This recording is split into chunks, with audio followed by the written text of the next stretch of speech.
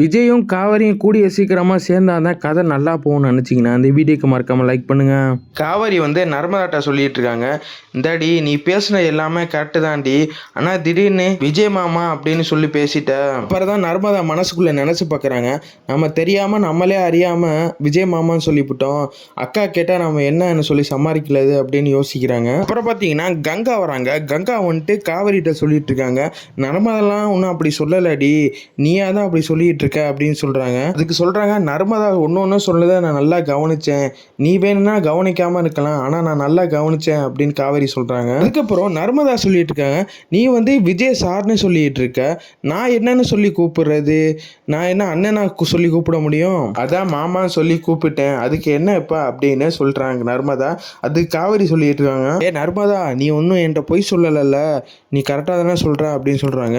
அதுக்கு வந்து நர்மதா சொல்றாங்க, இல்லக்கா நான் உண்மையாக தான் சொல்கிறேன், நீ என்னை நம்புக்கா அப்படின்னு சொல்கிறாங்க.